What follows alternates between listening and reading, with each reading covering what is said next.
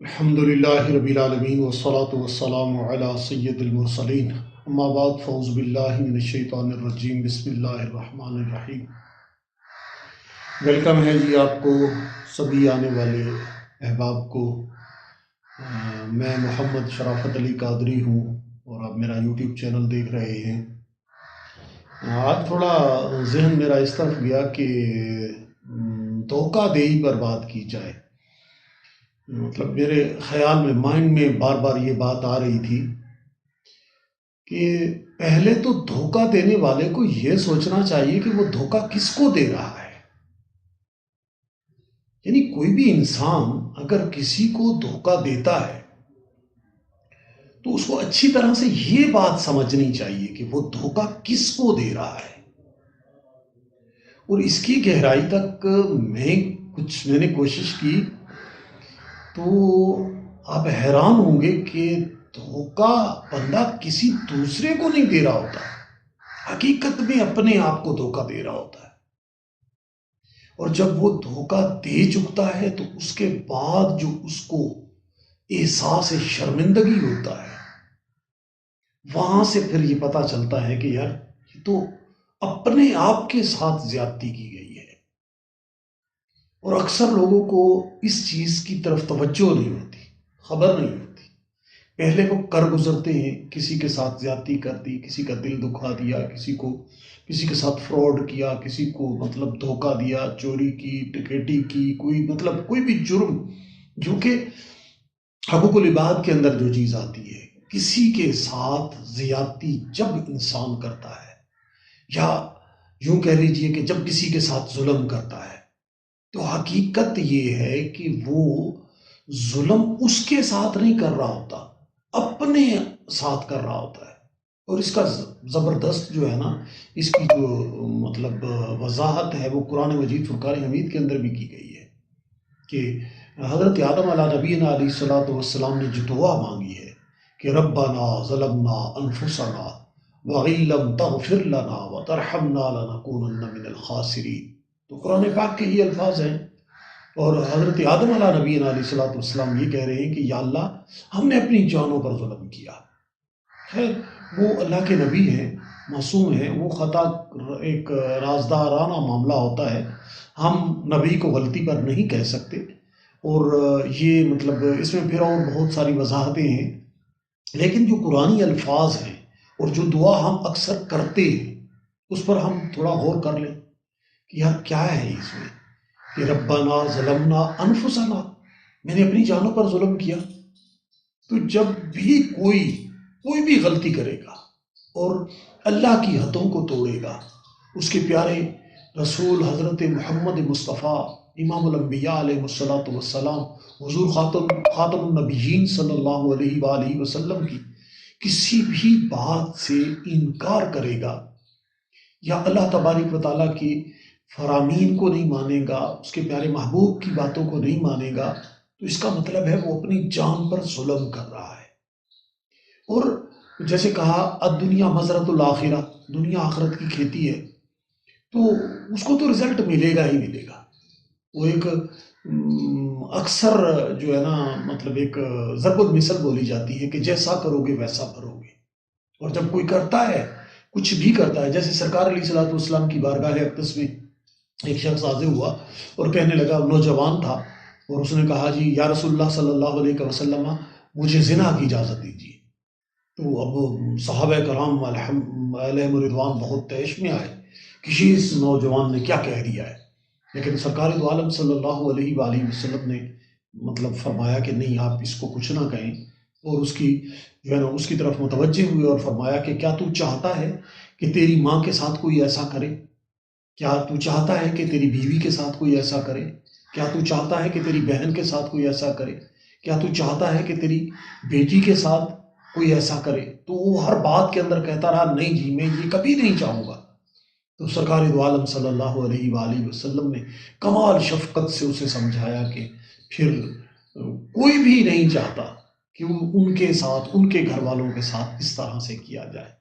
تو یہ صاف ظاہر ہے کوئی بھی کسی قسم کا کوئی گناہ کرتا ہے، مطلب گناہ سے مراد میری یہ ہے کہ اللہ کی نافرمانی، وہ کسی طریقے سے بھی کرتا ہے. جن جن کاموں سے اس نے منع کر دیا ہے آپ کو، اس نے جو حدیں مقرر کر دی ہیں کہ یہ کام نہیں کرنا اور یہ کام کرنا ہے، تو اب جو کام نہیں کر رہا اس کے کہنے پر جو اس نے حکم دیا کہ تم نے کرنا ہے، تو وہ بھی ظلم کرنے کی مصداق ہے.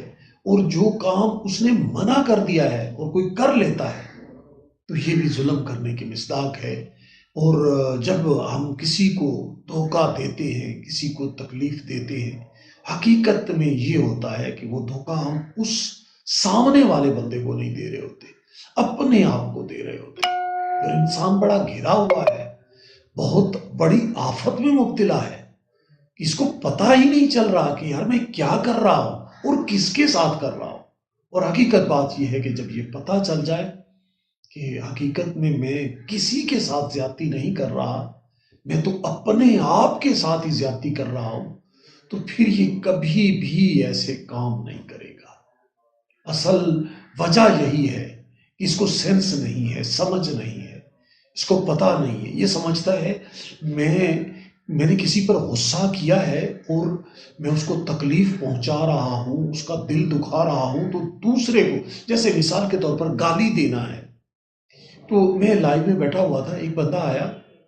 اب کیونکہ ہمارا چینل اس چیز کے اوپر ہے کہ ہم اللہ والوں سے ملنے کی کوشش کرتے ہیں، ان سے ملواتے ہیں، ان کو انٹروڈیوس کرواتے ہیں، تو جس کا جو شعبہ ہوتا ہے وہ اسی میں ہی متوجہ رہتا ہے.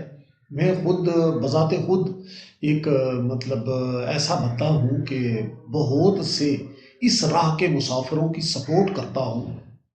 بہت سارے میرے مطلب شاگرد ہیں، بہت سارے ایسے معاملات ہیں جس میں مطلب لوگوں کو سمجھاتا ہوں. مطلب ایک پورا سلسلہ ہے. تو میں نے تو صاف ظاہر ہے وہ کام کرنا ہے جو میرا ہنر ہے یا جو میں جانتا ہوں. تو اب انہوں نے بڑا عجیب سا سوال کیا، کہنے لگے کہ مجھے کوئی ایسا بندہ چاہیے جو اللہ والا نہ ہو. تو کیا کبھی ایسے شخص سے آپ کی ملاقات ہوئی ہے؟ تو بہت مطلب عجیب سا ان کا سوال تھا، لیکن انہی کے سوال کے اندر ایک جواب بھی موجود تھا کہ اگر کوئی یہ کہتا ہے کہ مجھے ساری زندگی کوئی ایسا شخص نہیں ملا جو اللہ والا نہ ہو، تو اس کا مطلب ہے وہ اس کا بڑی اس کی اچھی سوچ ہے. یعنی نیگیٹیویٹی کو نہیں دیکھنا چاہیے، مثبت سسٹم کو دیکھنا چاہیے، پازیٹیو کو دیکھنا چاہیے کہ اس کی بات کے اندر کیا پازیٹیویٹی کیا آ رہی ہے. کہ وہ کہہ رہا ہے کہ کوئی بندہ ایسا مجھے نہیں ملا جو اللہ والا نہ ہو، تو اس کا مطلب ہے وہ ساری مخلوق خدا کو اللہ والا سمجھتا ہے. اور یہ بہت اچھا نظریہ ہے. اگر ہم یہ سمجھ لیں، یہ سمجھنے میں ہم کامیاب ہو جائیں کہ یہ ساری کی ساری مخلوق جو ہے یہ اللہ کی مخلوق ہے، اس کی پیدا کی ہوئی مخلوق ہے، اور ہمیں اس کے ساتھ پیار کرنا ہے، کیونکہ اللہ تبارک و تعالیٰ بھی اس ساری اپنی مخلوق سے پیار کرتا ہے. جس طرح ایک ماں اپنے بچے سے پیار کرتی ہے، تو یہی فرمایا گیا ہے کہ اللہ تبارک و تعالیٰ کی ذات تو حدیث پاک کے مفہوم میں آتا ہے کہ 70 ماؤں سے بھی بڑھ کر محبت کرتا ہے. اور جب آپ بسم اللہ پڑھتے ہو، بسم اللہ الرحمن الرحیم، تو رحمان اور رحیم کی صفت کی وضاحت کی جا رہی ہے کہ اس کے نام سے شروع جو بڑا مہربان اور نہایت رحم والا. تو یہ ساری چیزیں ہوتی ہیں، اور کوشش کرنی چاہیے انسان کو کہ کوئی بھی ایسا کام نہ کرے جس سے اس کو اپنے آپ کو تکلیف پہنچے. ایک قرآن پاک کی ایک آیت کا ترجمہ ہے، فرمایا گیا کہ اور جو تمہیں مصیبت پہنچی تمہارے ہاتھوں کا کیا ہے، اور اس کے آگے فرما رہا ہے اور بہت کچھ تو وہ معاف کر دیتا ہے. تو یہ اس طرح کا معاملہ ہے کہ انسان کو جو تکلیف پہنچ رہی ہوتی ہے، جو پرابلم اس کے ساتھ مطلب اس کے ساتھ جو بھی تکلیف اس کے ساتھ جڑی ہے، اس کو کوئی بھی پرابلم ہو رہی ہے، تو اس کو یہ بات سمجھ لینی چاہیے کہ حقیقت کے اندر وہ اس کی اپنی کوئی غلطی تھی، اس کی اپنی کوئی غلطی تھی، اور اس غلطی کا ہی اس کو رزلٹ ملا، اور اس غلطی کی وجہ سے اس کو یہ مصیبت پہنچی. تو کوشش یہی کرنی چاہیے انسان کو، تگ و دو اسی میں لگ جانا چاہیے کہ کم از کم کسی کا خیال نہیں رکھ سکتا تو کم از کم اپنا تو خیال رکھے. جیسے کہتے ہیں نا کہ کہ میرا نہیں بنتا تو نہ بن، اپنا تو بن. تو کم از کم جو ہے نا اتنی تو کوشش کر لے کہ اپنا تو خیال رکھے. جیسے اکثر لوگ محبت کرنے والے جو ہوتے ہیں وہ کہہ دیا کرتے ہیں کہ جی اپنا خیال رکھیے گا. تو یہ جو جملہ ہے اس پر تھوڑا غور کیجئے. ہم سب کے لیے وقت نکالتے ہیں، سب پر کوشش کرتے ہیں، بہت بڑی بڑی تبلیغیں کرتے ہیں، بہت بڑے بڑے کام کرتے ہیں. اگر ہم متوجہ نہیں ہیں تو اپنی ذات پر نہیں ہیں. لیکن یاد رکھیے، من عرف نفسہ فقد عرف ربہ. جس نے اپنے نفس کو پہچان لیا اس نے اپنے آپ کو پہچان لیا. اور اگر سرکار علیہ الصلوۃ والسلام کی ذات سے وفا کرنی ہے، جیسے کلندر لاہوری نے فرمایا تھا کہ کی محمد سے وفا تو نے تو ہم تیرے ہیں، یہ جہاں چیز ہے کیا لوح و قلم تیرے ہیں. اگر سرکار علیہ الصلوۃ والسلام کی ذات سے وفا کرنی ہے تو پھر ہمیں وہ کام کرنے ہوں گے جن سے وہ راضی ہوتے ہیں. پھر ہمیں وہ کام نہیں کرنے ہوں گے جن سے سرکار علیہ الصلوۃ والسلام کی ذات کو تکلیف پہنچے یا وہ ناراض ہوں یا اللہ تبارک و تعالیٰ ناراض ہو. اجازت دیجیے، انشاءاللہ ملاقات ہوگی اگلے میلاد کے اندر. السلام علیکم ورحمۃ اللہ وبرکاتہ.